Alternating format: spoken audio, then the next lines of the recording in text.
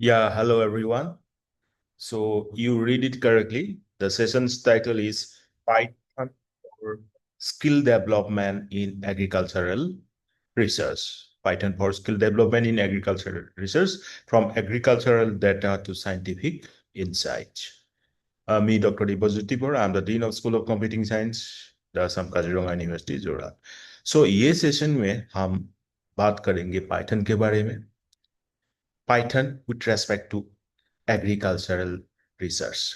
ठीक है, let's start the session. तो इसमें कुछ जो आउटलाइन है, हम ओवरऑल सेशन स्ट्रक्चर को देखेंगे. तो the overall session structure is that first, why Python for agriculture research, understanding agriculture data, Python fundamentals to agricultural examples, NumPy, Pandas, data visualization, mini research case study, interactive challenge and career and skill movement. ठीक है, ये तो सिर्फ एक overall structure है. हम Depp में जाएंगे. ठीक है. So coming to the first slide, from data to decisions. If agriculture generates data every day, who will convert that data into knowledge? हमारा जो भारत है, आप सभी लोग जानते हो, ये कृषि प्रधान देश है. मीन्स यहाँ पे एग्रीकल्चर ही सबसे इम्पोर्टेंट है, और एग्रीकल्चर के ऊपर ही सब सारे चीज डिपेंडेंट है, max measure of the part, right. तो ये एग्रीकल्चर में lakhs, not lakhs actually, millions and billions of data are generated every day. Uh, Sharing the screen again, sorry. So what I was talking, that millions and billions of data are generated every day in this agriculture. And now we have to convert this data in. Oh, right. Let's begin with a simple question. Suppose we have this agricultural data set. You can see here, there's crop, rainfall, temperature, fertilizer, yield, right? Rainfall, when rainfall is like 1200 mm, temperature 28 degrees centigrade, fertilizer used 100 kg per hectare, then yield was 4.2 tons per hectare, right? Similarly for the other data. Now, what can we learn from this data? Okay, I'm asking any one of you, what can we learn from this? Like, which condition produce the highest yields? Is more fertilizer, just a minute, is more fertilizer always better? Is rainfall related to yield? Can we predict yield before harvesting? तो इस type का question हम ये particular data set से derive कर सकते हैं, learn कर सकते हैं, right. We can learn from this. So Python helps us from hindsight to foresight. Like, what happened? Python processes agricultural historical data to summarize past crop seasons and field outcomes. Diagnostic, like why did it happen? Like it tries to uncover hidden correlations, finding root causes behind fluctuation in yield and health, and then what may happen. That is, it trains predictive models to forecast future trends and empowering actionable data decision. So descriptive, diagnostic, and predictive. So here are the parts where we can use this Python programming language to find it out, right? Now, nowadays, modern agriculture generates massive data because we have everything, every facility is available, like various sensors are there, and then drones are there. So with this type of modern instruments, we can have a massive amount of data. So agriculture is becoming data driven. Like, what are the things that we can have, or we have data? Like crop field observation, weather stations, satellite images, IoT sensors, soil testing laboratories, mobile applications, livestock monitoring, agricultural surveys, genomic data. So there are so many data nowadays we have with modern agriculture, right? Now, when to move beyond Excel? You can see here in the last slide, we are talking about massive amount of data, right? So अब बात है कि हम Excel से थोड़ा आगे जाए, right? You know, a single experiment scale like 1000 plots under observation, say 20 soil parameters tracked, 15 weather variables recorded, 10 crop traits evaluated, 5 years of continuous observation. Now, when we go for performing this type of high skilled works, then can Excel efficiently handle this? Excel is no doubt very useful for basic analytics, but modern workflows demand something more, like repeated analysis, large data sets, machine learning, automation, image processing, statistical modeling. So these are the tasks where Python becomes extremely powerful. So again, question, Python, why Python for agricultural research?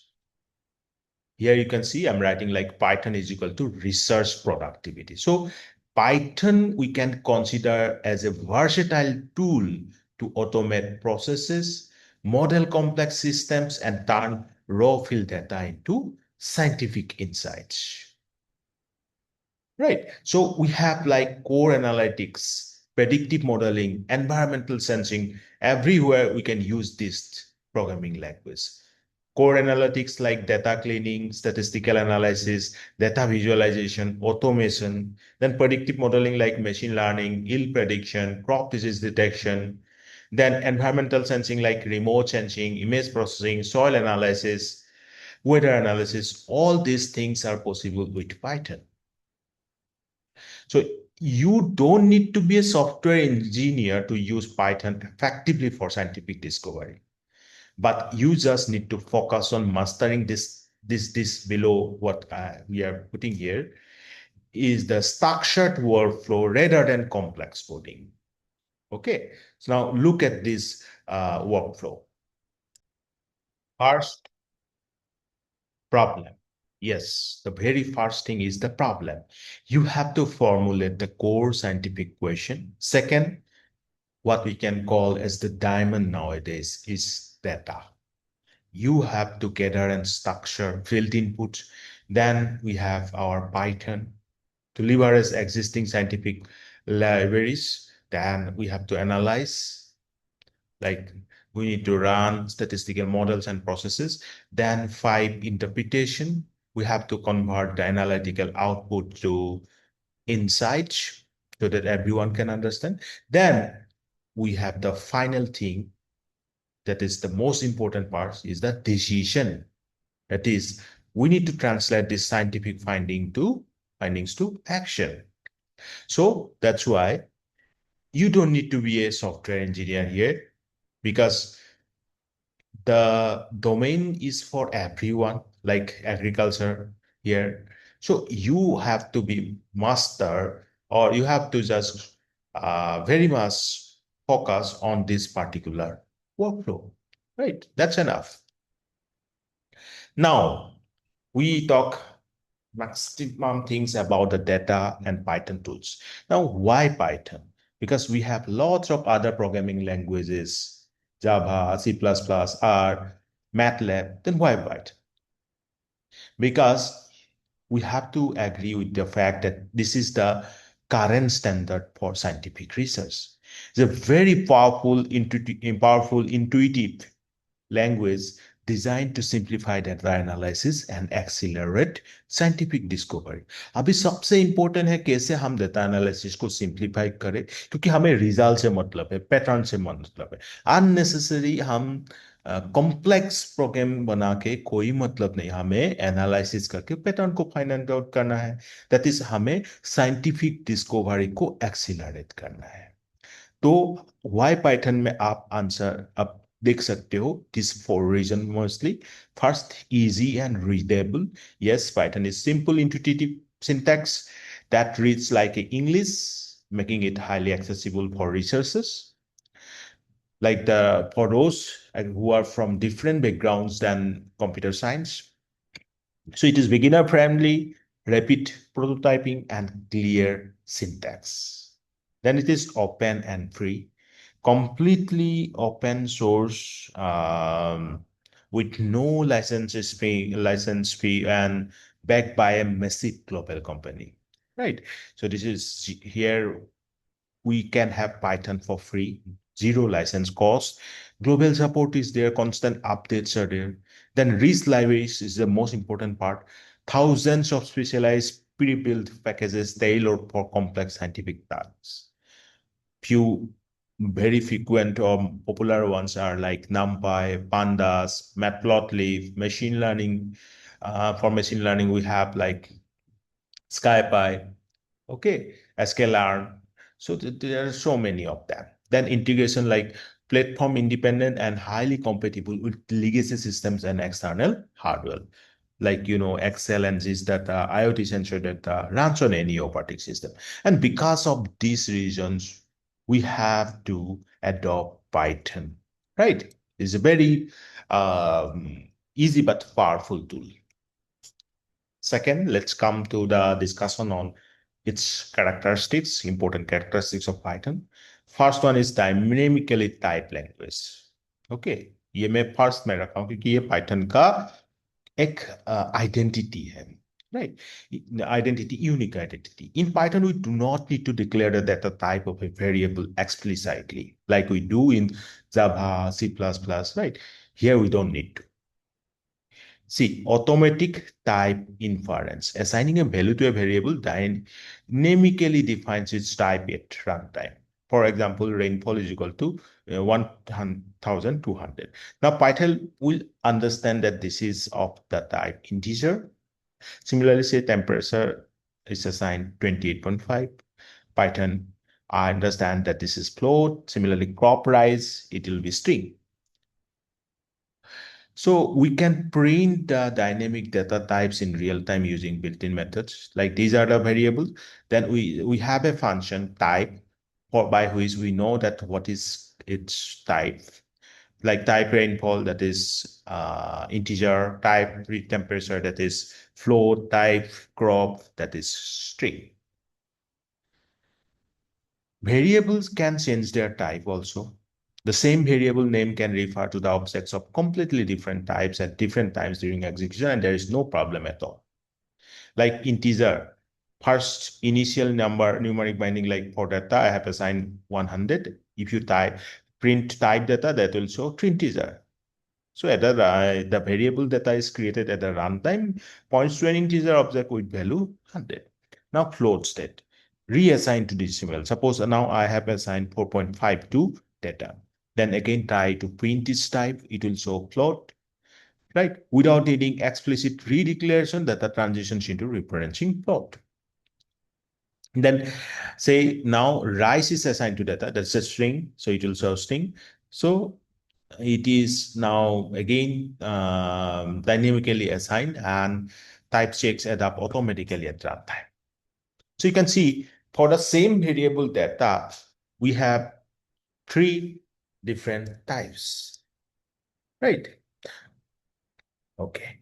Now, so Python is dynamically and also strongly typed. Now, what does it mean also? Dynamically typed, you have just seen that Python automatically identifies what is its type. No explicit type declaration is needed. Strongly typed means Python does not silently perform implicit type conversion on incompatible data. Say you consider rainfall 1,200, crop is right, that is string. So result is rainfall plus crop. That will show a type error because unsupported operand time string for plus with integer. But you cannot add integer and string. So in that case, we have to say that Python is very strongly typed. Explicit conversion in this case is mandatory. So if we compare with Java, okay, Java is one, Java and C.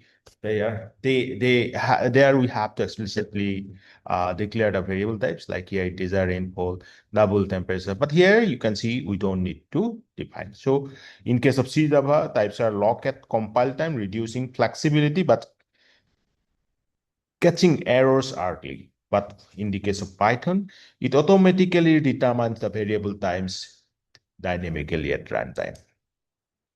But many students think that Python is type-free, but Python is not type-free. Someone written like Python has no data type, but current statement is that Python has data type, but explicit the type declaration is generally not required here. When you define a variable with like 10 is assigned to X, Python automatically assigns integer, but programmer does not need to write integer X is equal to 10. That is the case. That it doesn't mean that it is type free. Type is there. It is being assigned by the Python itself. Okay. Now we come to this slide from field to decision. See what we have to do. We have this field experiment, data collection, data storage. Processing means data cleaning, exploratory analysis, statistical analysis. Inside, you can have from machine learning, visualization, and decision. Okay, so let's take a question. Can we predict rice yield using rainfall, temperature, soil nutrients, and fertilizer? So for that, what we need? Input variables like rainfall and temperature, soil nutrients, nitrogen, phosphorus, and potassium, fertilizer application. So what will be the predictive pipeline here? So first we have the data set, right, raw data input. Then we need to include some libraries like pandas for data loading and structuring.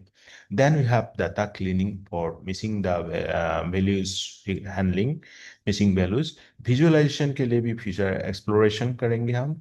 Okay, visualization is for feature exploration, then statistical analysis like correlation and significance, then machine learning for model training and evaluation part, then yield prediction ultimately, right, target output. So ये एक pipeline है. Now you can consider Python as your digital research assistant, right? First, the request like you naturally ask the assistant for a calculation, calculate the average yield. The computation is Python translate your request into precise scientific execution. तो हम naturally ये जो काम है इसको हम Python से easily करा सकते हैं, right?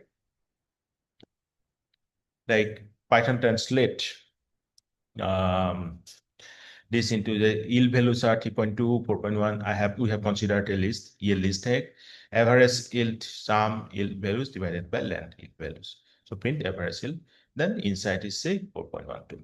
So this is the average yield of the 5 experimental plots, right? Now Python variables, फिर से हम देखेंगे अभी with examples. Variables containers used to store research data values in memory, like crop name, rainfall, temperature, yield. सब में अलग अलग value रखा है. अब इसको हमने डिस्प्ले किया, print crop name, then rainfall, temperature, okay, yield. Now इसमें आउटपुट मिल गया. Now ये जो वैल्यूज हैं इसमें तो अलग अलग डेटा टाइप था. तो क्या क्या डेटा टाइप नॉर्मली हैं? We have generally like integer, say number of plant, float, say soil pH value 6.5, string, crop, rice, boolean, irrigation 2, list multiple yields like 4.5, 4.2. This is a complete experiment report. So these are the different types. Like यहाँ पे एक example दिया हूँ, plot, dictionary का plot, crop, rice. Dictionary is a key paired values. Okay, एक key रहेगा, एक value रहेगा. Rainfall 1200 like that. Now ये तो आपने देख लिया data types. आप अगर हम बोलेंगे पाइथन का कोर डाटा स्ट्रक्चर्स क्या है, तो list, tuple, set, dictionary. List ordered and changeable means you can change the value at any time. This is a list we created with square bracket. Tuple is ordered but unchangeable. Once you define, it is not going to be changed. It cannot change it. Like this one, GPS coordinates. So here we use this bracket, parenthesis, right? Then Set unique values, we have set with curly brackets. Okay, unique values are there. Then dictionary key value pairs, as I told you, like for crop, rice, yield 4.2. So these are keys, crop, yield are the keys, and the values are like rice 4.2. So Python provides us different data structure for storing different types of research data.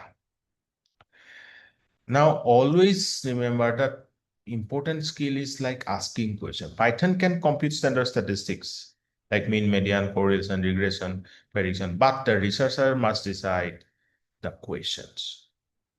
Question like, can Python find a pattern? No. Better question will be like, how does rainfall influence the rice yield under different fertilizer level? Best question will be like, can rainfall and soil properties jointly predict rice yield under different agroclimatic conditions?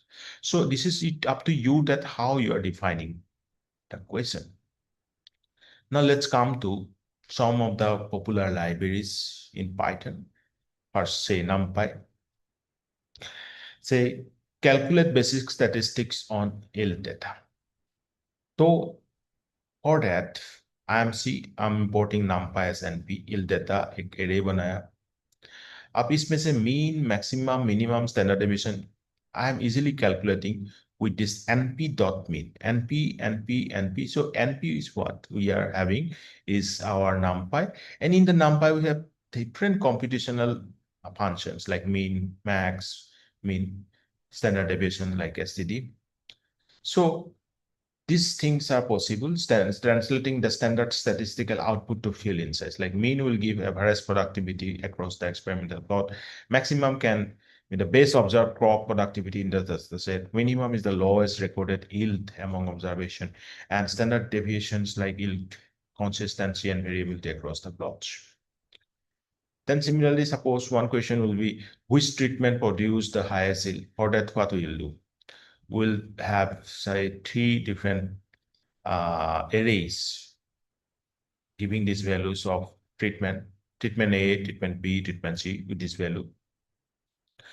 तो इसका mean निकाला, treatment A का mean, treatment B का mean, and treatment C का mean. So you, after calculating the means, we have 4.28 ton per hectare is giving the highest. So ये तो हमें मिल गया. So then we have another data set. See, NumPy is for array. NumPy is famous for array-based calculation. Then we have pandas.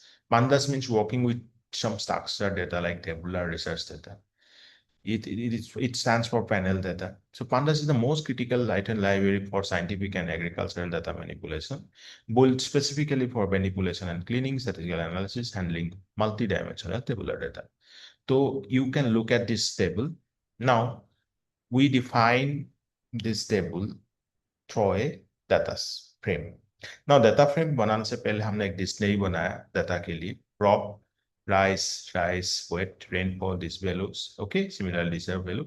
Now we convert this dictionary data to data frame using the function data frame that is there in the pandas. Okay, so df is equal to bd dot data frame df data. So print df. So output will be like this. Okay, yeah, हमने build किया or run किया, so we'll get the. Now, next thing is the loading research, real research data. For that also, we need some functions like read CSV from pandas. CSV stands for comma separated values. Normally, our data set are we cap in CSV files. Like this one, import pandas as PD, df, PD, read CSV, agricultural data CSV. Now print df.head. That df.head will give first 5 rows of the data set. df.shape gives the number of rows and columns. df.info gives the type and missing values. And df.describe gives the statistical summary of numeric columns. ये सभी हम देखेंगे अभी. Okay, so you can see here, I'm displaying it in the Colab से हमने upload किया file एक agriculture data CSV. Let me run this program. ये रन हो रहा है अभी.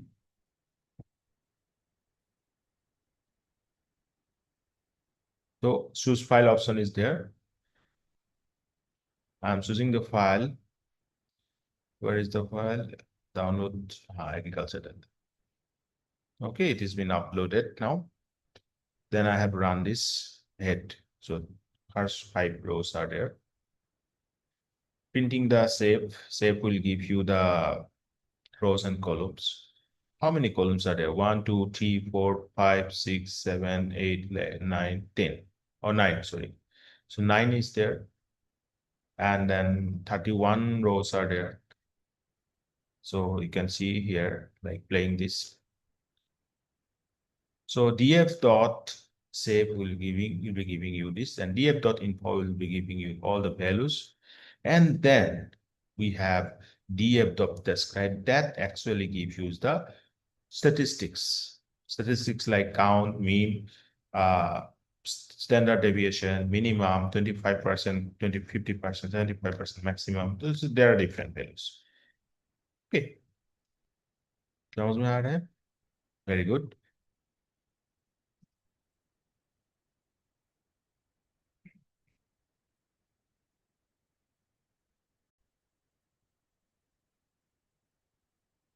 Now, data quality always matter.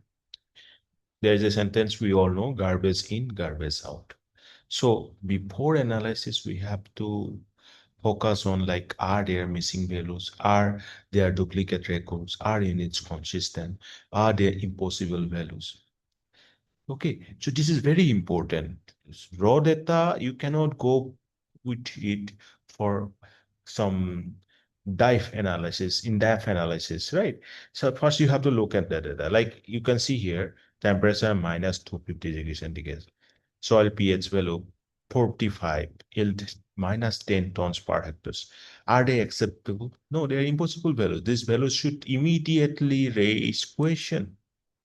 Okay, so we have to do some pre-processing tasks, pre-processing. Okay, so one of them is like handling missing values. And for that, we have is null function that is available in pandas. So we have to import pandas. Import pandas as pd, print df is null.sum. So this will count the null values per column. Let's consider one data frame, this crop, rainfall, yield. Here one is there, right? NaN. NaN stands for not a number. So what to do if such type of things are there, missing values are there? Either we can drop it or we can replace it with some other value, right? First option is removing it, drop NA option. Second option is say replace it with mean. Say df rainfall is equal to df rainfall dot fill NA d rainfall dot mean. Okay तो इसमें क्या हो जाएगा, आपका जो rainfall का value है fill N A वाला, उसमें मीन से रिप्लेस हो जाएगा. Then again, one question will be that should missing data will be always replaced by mean? No, the appropriate method depends on the research context and missing data mechanism. तो ये आपके ऊपर है, ये सिर्फ आपके ऊपर है कि आप किस वैल्यू से इसको रिप्लेस करोगे, आइदर मिसी मीन से और मीन से और से मैक्सिमम से और मिनिमम से, whatever you have to decide. So data visualization is very important. We have to know how the data trends are there. Say, how does rainfall affect crop field? A table will show the data like this many rows of data are there. Say unorganized numbers, but graph is the one which will draw our attention. It is rightly said that graph shows a story. So a graph reveals the pattern immediately and tuning data into actionable insights. So you can see from this table, we can find out that, but it takes time. But from the graph, we can easily say that yes, yield is increasing. Okay.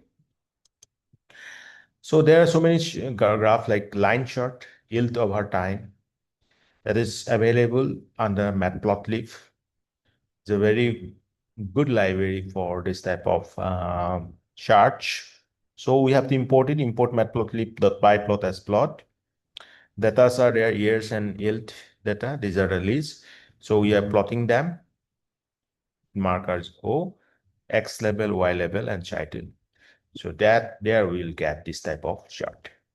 Then bar chart for comparing values.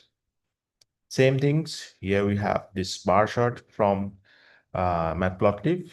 So varieties, variety A, variety B, variety C, yield values respectively 4.2, 5.1, 4.6, plot.bar varieties, comma, yield values, X level, Y level, title. So X level, say rice variety, Y level, yield, tons per hectare, and as a whole comparison of rice variables.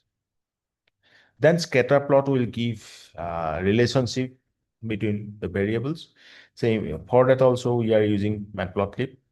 Rainfall data, yield data, plot.scatter, rainfall, comma, yield data. Okay, X level, Y level, title, show. Then question will be like, does a relationship appears to exist? So there we have some statistical parameters like correlation, regression, prediction. So this is a scatter plot, how it looks like. Correlation analysis, correlations analysis, again, very important statistical analysis. And we can easily calculate it with the help of this pandas. Correlation tf.rainfall.core, tf.yield.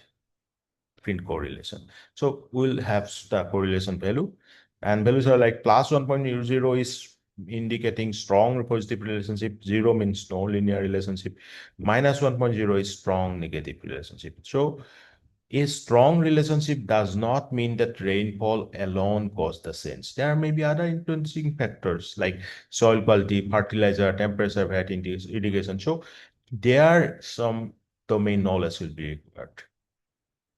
Right.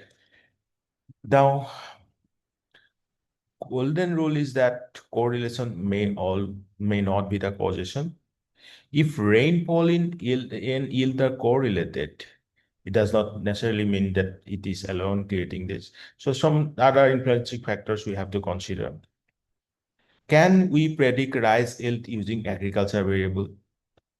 So here the target variable will be rice yield, right? And this is the primary thing will be predicted and the tons per hectare. Input features, what will be needed here?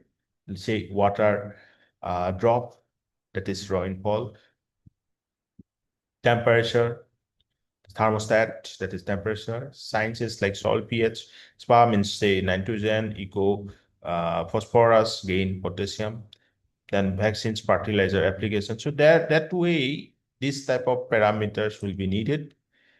Then we will need to have some machine learning models. Okay. So machine learning model will be needed for predicting the value.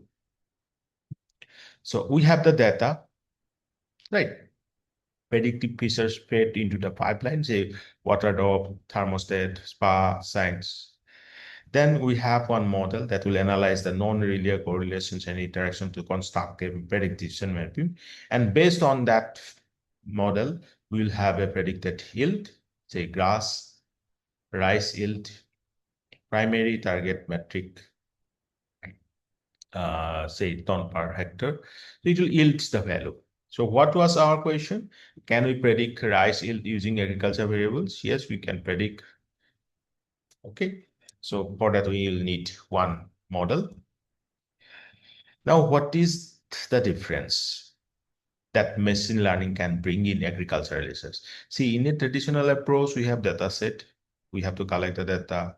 We have bar chart. We analyze the data. We have them to make the decision, human interpretation of the historical. But in the case of machine learning, we have the historical data, that is aggregated multi-season environmental inputs.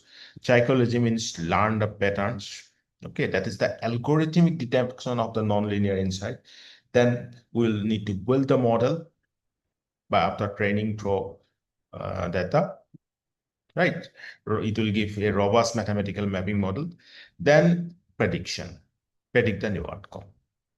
That's the difference. Here, everything we are doing manually, and here we are doing through algorithmically. But the thing is that the accuracy will be far better here with a guaranteed output in a less amount of time.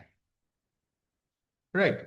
So I'm giving you some examples of some machine learning methods that may be needed with respect to different agricultural problem.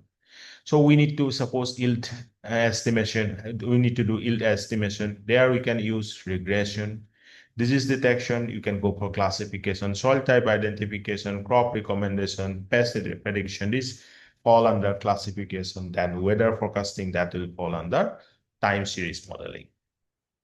Okay, you can go through an exercise like say crop yield prediction questions. If rainfall is 1,300 mm, what yield might be experienced? So we have some values. Okay, we have some values, paired observation, rainfall and yield. Say for 800, it is the yield is 3.1. Similarly, these are the value.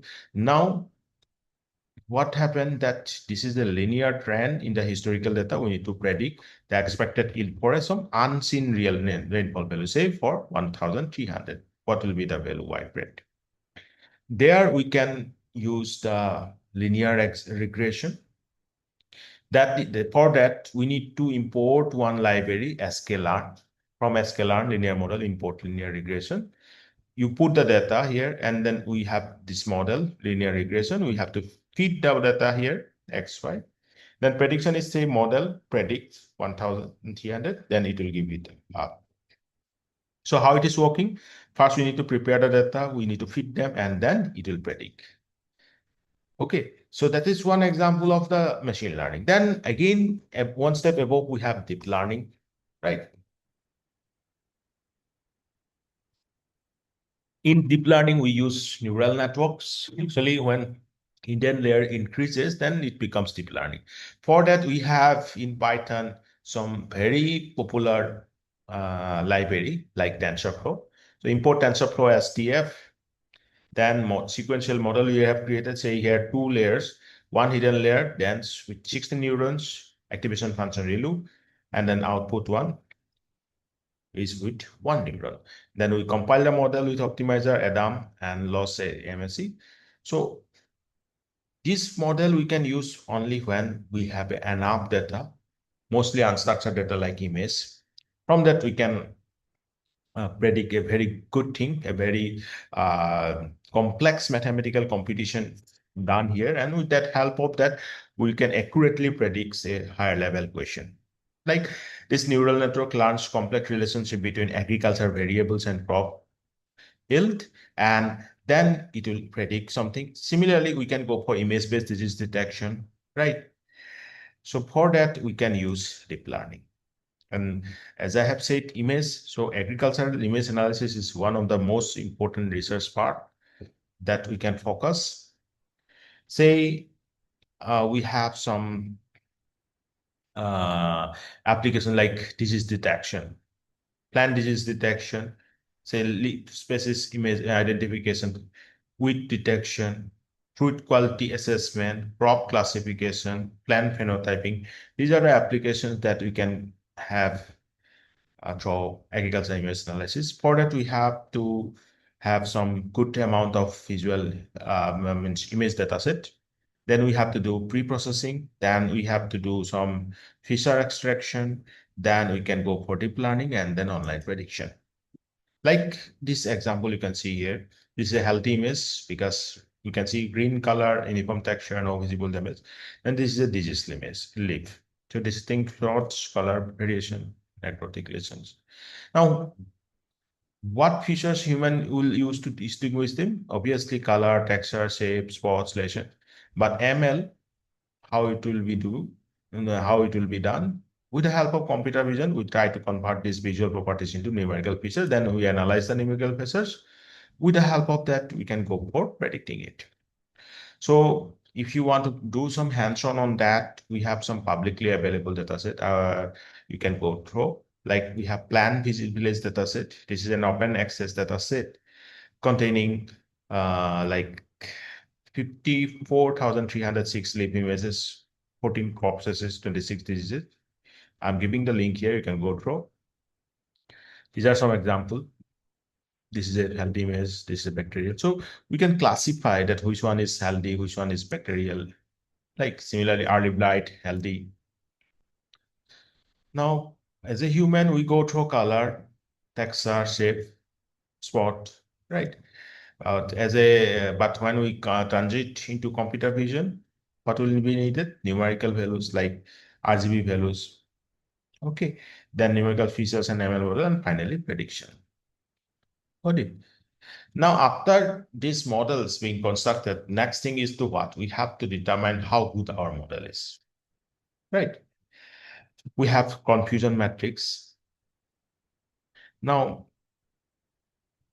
for that, you have to know, say, true positive, true false, true negative, false positive, false negative.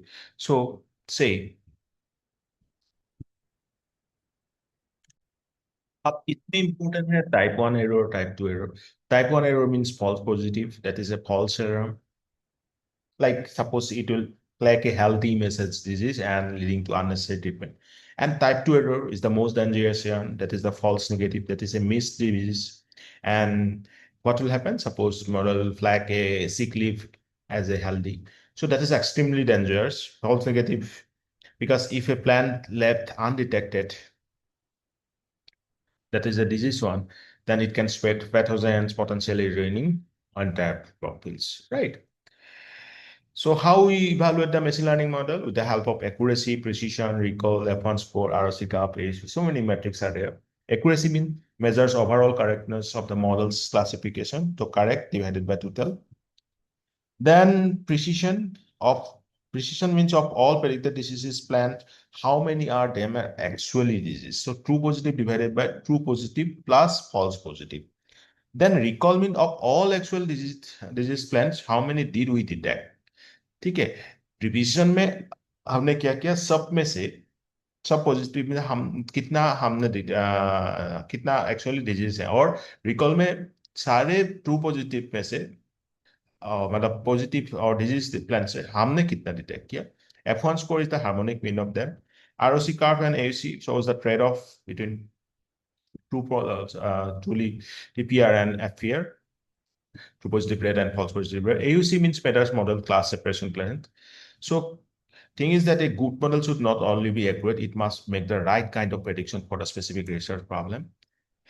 So descript so हमने क्या देख लिया अभी तक? Descriptive statistics के लिए हमारे पास describe है, correlation के लिए core function है, regression के लिए scalar linear model से import linear regression करके हम regression कर सकते हैं, hypothesis testing के लिए हमारे पास है SciPy import stats. For that we have ANOVA, okay, machine learning from scalar. Okay. Now, so agricultural statistics will provide us the sampling, probability, hypothesis testing, experimental design, statistical interpretation. When Python will provide the automation, data processing, visualization, reproducibility, machine learning, scalability. So the future researcher will need both the statistical thinking and computational thinking. Manual challenge will be like it's very difficult. You need to work hard, but Python pipeline is uh, very effective. You need to go to data to code to analysis to graph the results. If data changes, simply run the code again to repeat the entire analysis. Now, in the case of manual, it is very hard to verify and replicate. So key principle is that do not just produce results, but produce reproducible results. And that is possible with Python. Suppose we can go for a mini project like rice yield analysis. These are the data. We can load the data. We can find out a prediction, means good prediction model, loading with pandas, and then import matplotlib to go through the search, then scatter plot. Then what skills would agriculture researchers should learn? Say essential things are Python basics, variable list, conditions, flow, functions. Research के लिए आपके पास होना चाहिए knowledge on NumPy, Pandas, Matplotlib, Seaborn, and many things like sklearn. Statistics के लिए SciPy, statistics models. Machine learning के लिए scikit-learn, sklearn. Advanced apps हैं आपके पास TensorFlow, PyTorch, OpenCV, Geospatial Labs, Remote Sensing. तो 30 डे का आप रोड मैप प्लानिंग के साथ बेसिक हमने वीक 1 में सीख लिया, वीक 2 में एनालिसिस, वीक 3 में विजुअलाइजेशन, वीक 4 में research project. So Then next thing is where you can practice. So many things. You can go with Anaconda, Spider, Jupyter, but also you have a very good option like Google Colab because you don't need to install it. It's freely available. And of course, main thing is that access to free GPUs for deep learning, right? So open notebook, write code, run code, view results, modify, experiment. Now, so everything is there, but main thing is that you have to always start with a research question, right? So here you don't need to memorize the syntax. Syntax is easily available, or you can generate the syntax. But thing is that you have to derive the, or you have to frame a good question. That's, for example, does rainfall influence the rice productivity? Then thing is that what data you need to take, what are the features you need to take? These things you have to be very much enough, smart enough to select. So find data, load data, clean data, visualize, analyze, interpret, and insight. Common mistake that is usually done in research computing that you have to avoid when learning Python and applying data science to agriculture research. Like mistake one, learning Python without applying to real problem. You have to learn with applying to real problem. Then focusing only on syntax instead of building logic. This is very wrong. You have to focus on the logic. Using machine learning without understanding the data, because we have to understand the data. Remember what I said, garbage in is equal to garbage out. So you have to understand the data if needed pre-processing, then clean data, then model comes. Then trusting model accuracy blindly without robust evaluation. If you see accuracy is very high, you cannot directly go for it. Go for some 2-3 parameters, metrics like precision, recall accordingly. You will have a good idea. Then ignoring missing values and statistical outliers is very important. You cannot ignore the missing values. Right.